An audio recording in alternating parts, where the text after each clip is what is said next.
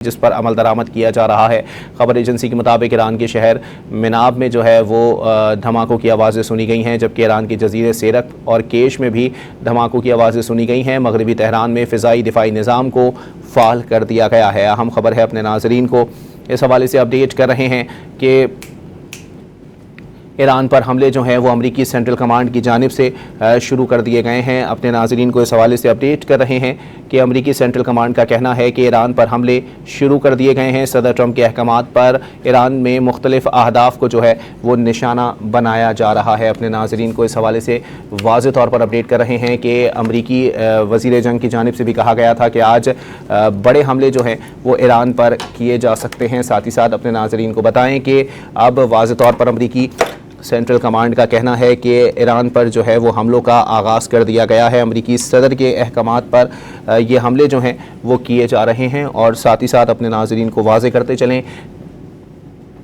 کہ اب ان حملوں کو جو ہے وہ دفاعی کارروائیاں امریکی سینٹرل کمانڈ کی جانب سے کہا جا رہا ہے۔ اسی پر بات کریں گے واشنگٹن ڈی سی سے انور اقبال صاحب ہمارے ساتھ موجود ہیں۔ انور اقبال صاحب بتائیے گا، یہ تو صورتحال جو ہے وہ یکسر مختلف دکھائی دیتی ہے، جو چیزیں ایکسپیکٹ کی جا رہی تھی ایکسپیکٹیشن سے معاملات بالکل ہٹے ہوئے دکھائی دے رہے ہیں۔ انہوں نے آج ایک صدر ٹرمپ حملوں سے ذرا پہلے ایک تو انہوں نے وہ بیان دیا تھا جس میں انہوں نے کہا تھا کہ آج حملے ہوں گے۔ اس کے بعد انہوں نے ایک ٹویٹ اور کی تھی جس میں انہوں نے یہ کہا تھا، دو باتیں کی تھی۔ انہوں نے کہا تھا کہ جو ہمارا جو ہے وہ ہماری جو ناکہ بندی ہے وہ بہت مؤثر ہے، اور ہم نے ایران سے کسی بھی جہاز کو نکلنے نہیں دیا ہے، اور ایران سے اس کا روزانہ سینکڑوں ملین ڈالر کا نقصان ہو رہا ہے۔ اور پھر انہوں نے دوسرا یہ کہا تھا کہ ہم حملے کریں گے، اور ایسے حملے کریں گے کہ محسوس ہوگا کہ ہاں یہ حملے ہوئے ہیں۔ تو وہ اس سے بات واضح ہو گئی تھی کہ وہ اب ایک اسٹریٹجی میں تھوڑی سی تبدیلی لا رہے ہیں۔ وہ یہ سمجھ رہے ہیں، اور اچھا پھر ایک چیز اور میں خبر پہ بات آگاہ کر دوں، پھر اس کے بعد ہوں گے یہاں جو وہ جو جس طرح کی ویب سائٹ ہوتی ہیں نا جس میں چیزیں لیک کرائی جاتی ہیں، وہاں جائیں تو وہاں یہ خبر بھی تھی کہ یہ کہا جا رہا ہے کہ ایران میں دوبارہ وہ لوگ جو حکومت کا تختہ الٹنا چاہتے ہیں وہ دوبارہ ایکٹیو ہو گئے، اور ہمیں جو ہے نا یہ سیاسی ویب سائٹ ہوتی ہیں، خبر کی نیتی جو انکریج کرتی ہیں، تو اور ہمیں چاہیے یہ کہ ان کی مدد کریں جو لوگ دوبارہ ایکٹیو ہو گئے اور ہم دوبارہ تختہ الٹنے کی کوشش کریں۔ تو ان باتوں سے لگتا ہے، یہ میں صرف اندازہ لگا رہا ہوں، میرے پاس انفارمیشن نہیں ہے، کہ واشنگٹن کو یہ لگ رہا ہے کہ اگر ہم پریشر بڑھائیں تو شاید ایران سے کوئی ایسا سمجھوتا کر سکتے ہیں جو واشنگٹن کے فیور میں جائے۔ تو اس لیے پریشر انکریز کریں گے، شاید کل بھی حملے کریں۔ کل بھی ہم لوگوں نے یہی گفتگو کی تھی کہ 2-4 دن حملے کریں گے، پھر رکیں گے، ابھی نہیں رکیں گے، کیونکہ وہ چاہیں گے کہ یہ میسج پوری طرح کنوے ہو جائے ایران کو کہ آپ اس خطے میں ایران کی جو فوجی ایسٹس ہیں ان پہ، امریکہ کے جو فوجی ایسٹس ہیں ان پہ حملے نہ کریں، کیونکہ امریکہ یہ سمجھتا ہے کہ اس کی وجہ سے ان کی جو مڈل ایسٹ اسٹریٹجی ہے وہ بالکل تباہ ہو جائے گی۔ یعنی جو مڈل ایسٹ اسٹریٹجی ہے اس میں جو مین چیز ہے وہ یہ کہ انہوں نے عربوں کو یقین دہانی کرائی ہے، جو ممالک ہیں خلیج کے، کہ ہمارے اڈے موجود ہیں چونکہ تو آپ پہ کہیں سے کوئی حملہ نہیں ہوگا۔ اور اگر نہ صرف یہ کہ ان پہ حملے ہوئے بلکہ امریکی جہاز بھی گرا، ہیلی کاپٹر بھی گر گیا، ڈرون بھی گر گئے، تو یہ فیلنگ عربوں میں پیدا ہوئی ہے اس کی وجہ سے کہ امریکہ ہمارا دفاع نہیں کر سکتا۔ تو اس دفعہ کوشش ہے صدر ٹرمپ کی اور ان کی انتظامیہ کی کہ یہ احساس پورے خطے میں پیدا کیا جائے کہ امریکہ ابھی سپر پاور ہے اور ابھی اپنی بات منوا سکتا ہے۔ لیکن انور اقبال صاحب، جہاں تک پریشر ڈیولپ کرنے کی بات ہے تو کہا جا رہا تھا کہ ناکہ بندی جو ہے وہ بمباری سے زیادہ بہتر ثابت ہوئی ہے۔ اس کے علاوہ کہا جا رہا تھا کہ ایک معاشی دباؤ جو ہے وہ ایران کے اوپر اس حد تک بڑھا دیا گیا ہے کہ اب ایران کے پاس جو ہے وہ اپنا تیل بیچنے کے کوئی ذرائع موجود نہیں ہیں۔ کیا وہ پریشر کافی نہیں تھا کہ اب جو ہے جنگ کی طرف معاملات دوبارہ لائے گئے، یا پھر بمباری کی طرف معاملات جو ہے وہ دوبارہ لائے گئے، یا یہ پریشر ضروری تھا؟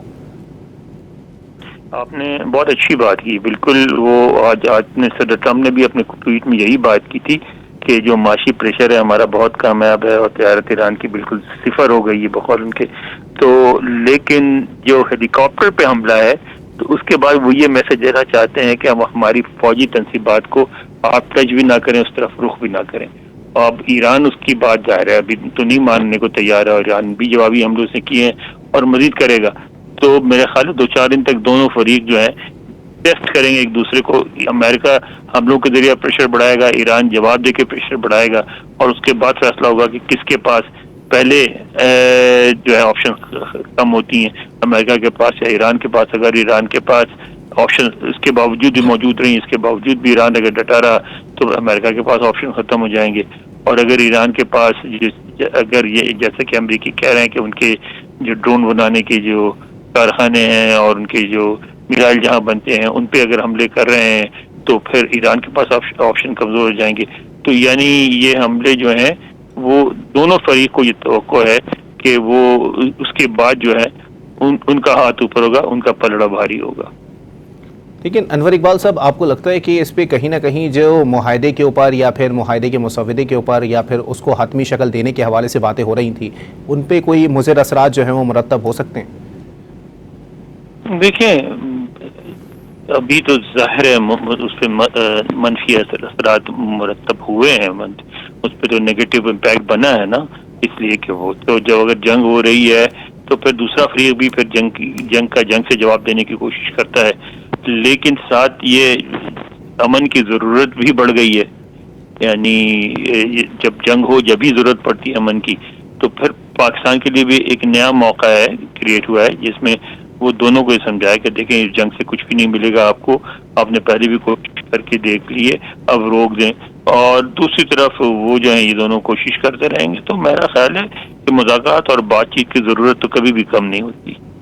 لیکن انور اقبال صاحب، آپ کو نہیں لگتا کہ کہیں نہ کہیں اسپوائلرز کا جو گیم ہے وہ بھی آن ہو چکا ہے اس پورے سچویشن کے اندر یا مشرق وسطیٰ کے اندر؟ کیونکہ جنگ جن کے مفادات کے اندر ہے وہ تو مسلسل یہی کوشش کر رہے تھے کہ جنگ جاری رہے اور کسی بھی طور پر امن قائم نہ ہو یا معاہدے کی طرف نہ بڑھا جا سکے. لیکن یہ تو بڑی obvious سی بات تھی. آپ اسرائیل کی بات کر رہے ہیں تو ظاہر ہے اسرائیل تو چاہے گا کہ اگر جنگ بند ہو تو ایسے موڑ پر آ کے ہو جہاں امریکہ اور اسرائیل کی باضابطہ برتری نظر آئے، فتح نظر آئے. وہ اس سے کم پہ تو راضی نہیں ہوگا. لیکن اب دیکھنا یہ کہ کیا اس چیز کو وہ حاصل کر سکیں گے، وہ ایک الگ بحث ہے. لیکن اسرائیل کی یہی خواہش رہی ہے، کوشش رہی ہے کہ جنگ ایسے موڑ پہ آ کے بند ہو جہاں ان کا اپر ہینڈ ہو جائے. تو انور اقبال صاحب، اب آپ کو کیا لگتا ہے کہ جو مشرق وسطیٰ میں امریکہ کے اتحادی ہیں وہ اس میں کوئی کردار ادا کر سکتے ہیں؟ کیونکہ پہلے بھی امریکی صدر ڈونلڈ ٹرمپ کے بقول ان کی بات جو ہے وہ میں نے مانی تھی اور حملے جو ہے وہ روک دیے تھے ایران کے اوپر. بالکل کر سکتے ہیں، کیوں نہیں کر سکتے ہیں. وہی کر سکتے ہیں، اور کون کر سکتا ہے؟ اور کسی کے پاس تو اختیار نہیں، انہی کے پاس ہے. کیونکہ جو اتحادی ہیں وہ اس وقت دیکھیں نا، پاکستان بھی ہے اس خطے میں موجود اب تو، اور ان کے علاوہ جو چائنا ہے، اتحادیوں کے علاوہ چائنا ہے، رشیا ہے، یہ سارے ہی کر سکتے ہیں کردار ادا.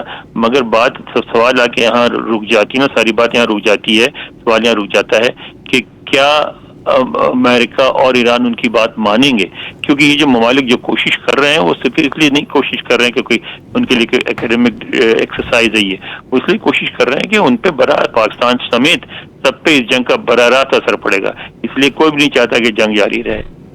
تو وہ سعودی عرب خود کوشش کرے گا، پاکستان کرے گا، ترکیہ کرے گا، سب کریں گے کوشش کی جنگ کسی طرح رک جائے.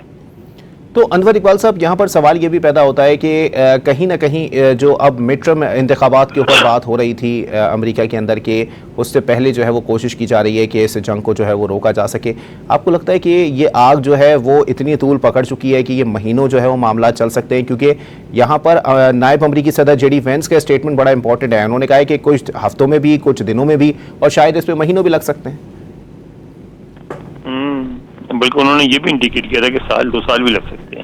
اسی بیان میں انہوں نے کہا تھا کہ اگر 1-2 سال بھی چل گئی تو کیا ہے، لیکن ہم اس کو 20 سال نہیں چلنے دیں گے. یعنی افغانستان میں 20 سال جنگ ہوئی تھی نا.